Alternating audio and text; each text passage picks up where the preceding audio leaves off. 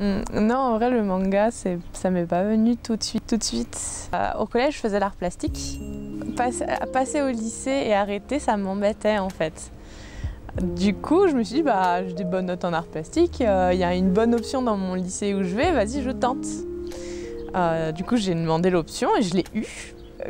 Comme j'ai tendance à me lasser au bout d'un an des choses, pour certains trucs, en tout cas à cette période-là de ma vie, j'étais comme ça, je me suis dit, non mais est-ce que le dessin c'est qu'une passe? Est-ce qu'au bout d'un an, je vais en avoir marre et tout?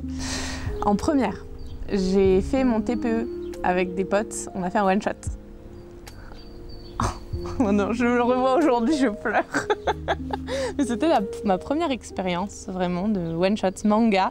Quand j'ai décidé enfin que le dessin c'était ce qui me plaisait et que j'avais envie de faire du manga, j'ai cherché des écoles. Mes parents ils me disaient bah oui mais pour l'instant le mangaka est-ce que c'est un vrai métier? Et je ne crois pas.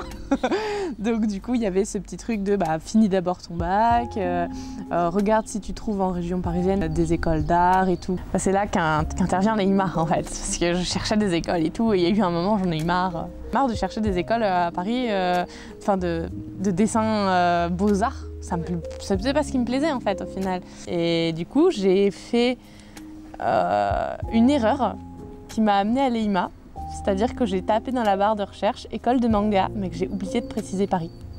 Et le premier truc qui arrivait dans la barre de recherche c'était l'EIMA. Et du coup je suis tombée amoureuse de l'école direct. Et quand j'ai vu que c'était à Toulouse, que j'avais fait l'erreur et tout, je suis oh non. Oh là là, mince, qu'est-ce que je vais faire? Après, stage de sélection et tout. Je me suis rendu compte de mon niveau, des lacunes que j'avais.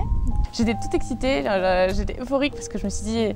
en fait, je crois que ça a été le moment le plus heureux, un des moments les plus heureux de ma vie où je me suis dit, je veux faire ça en fait. Et sauf que du coup, j'avais une peur terrible de devoir repartir et de pas rentrer à l'EIMA en fait.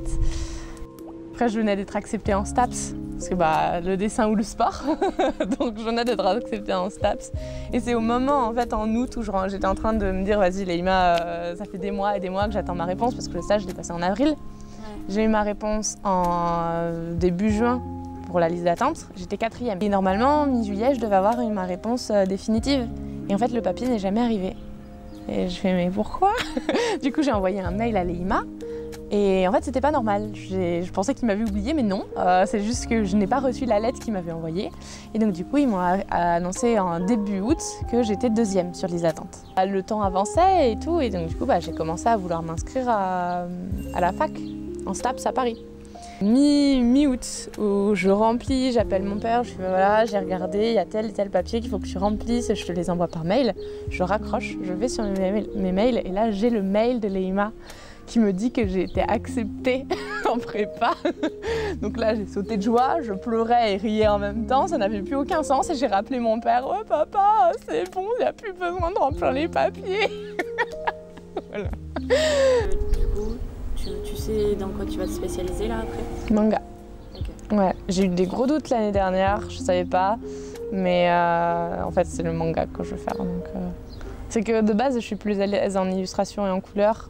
Donc le manga c'est un petit peu un challenge pour moi et en même temps ça m'embêtait de me dire bah non tu vas pas faire du manga parce que tu es plus à l'aise en illu et que t'as pas confiance en toi pour le manga parce que à la base c'est pour ça que tu es rentré dans cette école et puis c'est le défi quoi, faut que tu y arrives. Puis si tu fais pas maintenant tu feras jamais de manga de ta vie alors que si tu vas en manga et qu'après tu décides de faire de l'illu ça sera totalement possible. Faut voir si ça va se faire, j'ai beaucoup de boulot avant de pouvoir le faire mais avec Marie on aimerait partir au Japon, 1 an. Donc pour l'instant c'est vraiment en ébauche, une petite graine dans la tête quoi, mais parce que d'ici là il faut surtout qu'on apprenne le japonais. S'il y a bien un moment pour voyager, c'est juste avant de vraiment rentrer dans le monde du travail. Donc. Mais on aimerait bien être assistante d'un mangaka au Japon, tu vois.